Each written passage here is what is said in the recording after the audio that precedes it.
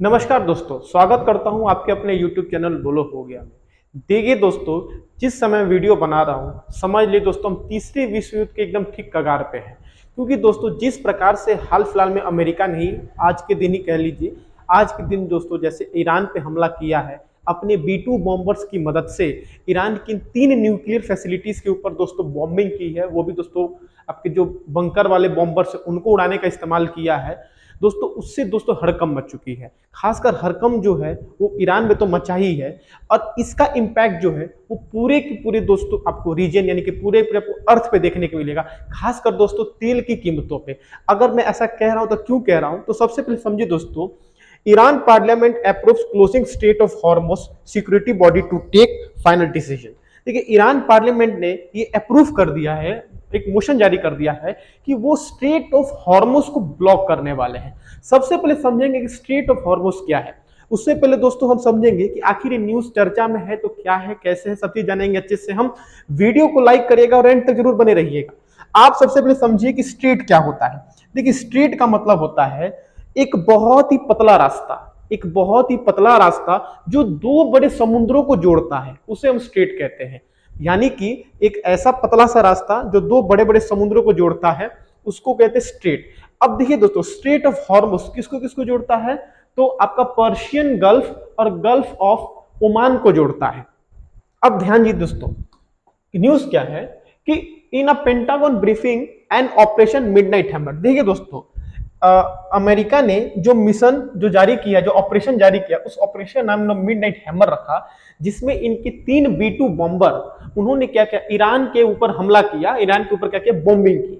Conducted against nuclear facilities in Iran, secretary of defence पीट हेग्सेट। देखिए दोस्तों, अमेरिका के जो सेक्रेटरी ऑफ डिफेंस है उनका नाम पीट हेग्सेट है। Term the operation plan by US president Donald Trump bold and brilliant, adding that it showed the world that America deterrence is back, as President Trump has stated that US does not seek war, but we will act swiftly and decisively when our people, our partner, or our interests are threatened.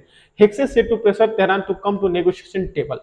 मतलब दोस्तों आप सब जानते हैं कि Iran अपनी nuclear bomb को ना बना पाए, इसलिए जो भी आप जो विवाद देख रहे हो रहा है, कंफ्लिक्ट टोटल हो रहा है। अभी तक दोस्तों इजराइल और ईरान में हो रहा था, फाइनली दोस्तों अमेरिका ने क्या किया, इस वॉर में कूद चुका है। और अब देखिए दोस्तों आगे क्या होता है वो तो अब दिखा जाएगा। इसमें जवाब में देखिए ईरान के फॉरेन मिनिस्टर ने क्या कहा, अब्बास अगरची, इन्होंने कंडेम किया US strikes on Iran nuclear facilities, calling its a grave violation of the UN charter, international law and the treaty of the non proliferation of nuclear weapon. अब देखिए दोस्तों, एक ट्रीटी है non proliferation of nuclear weapon, मतलब United Nation द्वारा ये international law बनाया गया था।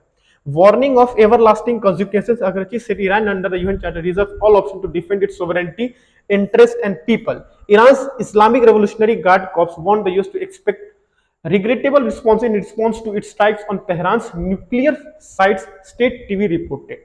अब देखिए दोस्तों, अब कौन से बॉम्ब का यूएस ने इस्तेमाल किया है, तो जो पेंटागन, जिनके जो डिफेंस एजेंसी, उन्होंने कहा है, और उनके जो एयरफोर्स के स्टाफ है, general Dan Caine confirm that 7 दोस्तों 3 नहीं 7 B2 बॉम्बर्स, कितने 7 B2 बॉम्बर्स थे, मुझे माफ कीजिएगा, 7 B2 बॉम्बर्स जो दोस्तों स्टेल्थ, देखिए स्टेल्थ किसे कहते हैं, ऐसे एयरक्राफ्ट को स्टेल्थ कहा जाएगा जो रेडार में पकड़ में नहीं आते हैं, उनको हम स्टेल्थ कहते हैं। ठीक है, इस सब क्या था, stealth were used in operation. He said that the B2 were involved in 18 hour flight, कम से कम दोस्तों ये 18 घंटे के फ्लाइट में थे, and the air strikes in अब देखिए दोस्तों कहां कहां इन्होंने अटैक किया है, तो देखिए दोस्तों इस्फहान, नतान्स और फोर्डो, जिसमें सबसे इंपॉर्टेंट दोस्तों फोर्डो है, जो कि दोस्तों एकदम समझ लीजिए कि पहाड़ के नीचे इन लोगों ने न्यूक्लियर एनरिचमेंट शुरू किया था, न्यूक्लियर फैसिलिटी बना के रखी थी।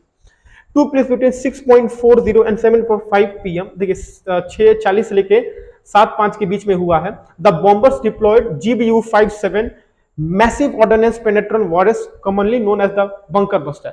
और जिस बॉम्ब का इस्तेमाल किया गया है उस बॉम्ब का नाम है दोस्तों बंकर बस्टर। बंकर मतलब देखिए बंकर क्या होता है, जमीन के नीचे गड्ढा खोद के क्या किया जाता है कि एक अंडरग्राउंड बनाया जाता है, बेस बनाया जाता है, उसको बंकर कहते हैं। अब बंकर को उड़ाने के लिए जिस बॉम्ब का इस्तेमाल करेंगे उसको कहेंगे बंकर बस्टर।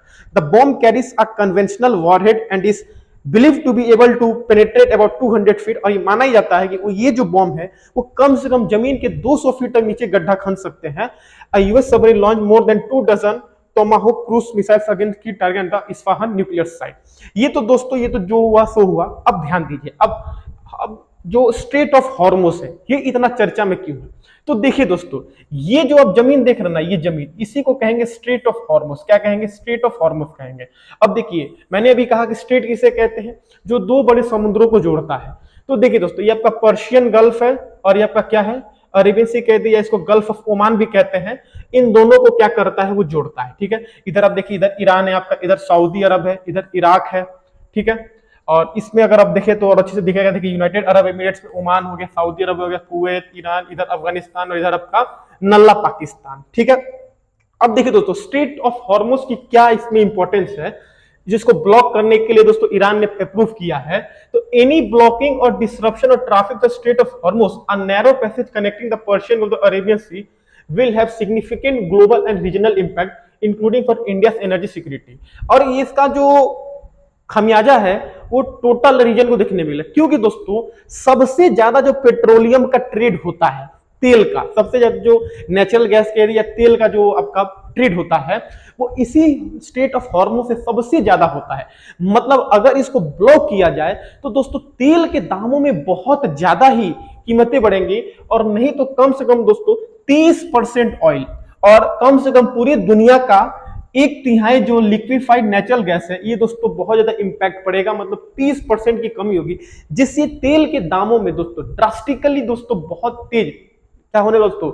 इंक्रीमेंट होने वाला है। ठीक है, following the US bombing the three major, इसकी वजह से क्या हुआ है? तो ये हुआ है। तो दोस्तों 30% जो ग्लोबल ऑयल इंपैक्ट होगा, इससे दोस्तों भारत को भी दोस्तों थोड़ा बहुत इंपैक्ट देखने मिला। लेकिन दोस्तों इंडिया ने इसके रिस्पॉन्स में क्या जारी किया है? इंडिया ने कहा है कि the heightened tension in the world's largest energy supply basket would however have a near-term impact on prices, with oil likely to jump to $80 per barrel।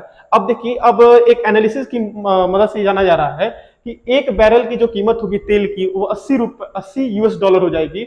अब देखिए दोस्तों, ये ज्यादा भी हो सकती है, 100 तक भी पहुंच सकती है। India is 90% dependent on import to meet its crude oil needs and buys roughly half of its natural gas from overseas। देखिए इंडिया जो, देखिए दोस्तों हमारे इंडिया में इतने ज्यादा दोस्तों पेट्रोलियम खदान नहीं है, तो हम 90% डिपेंड होते हैं अपने इंपोर्ट पे। while crude oil is turned into fuels like petrol, diesel in refineries, natural gas used for generating electricity, making fertilizer। अब देखिए हमारे यहाँ जो पेट्रोल डीजल यूज होता है वो रिफाइनरी में लेके जाते हैं, पेट्रोलियम को, पेट्रोल डीजल निकालते हैं।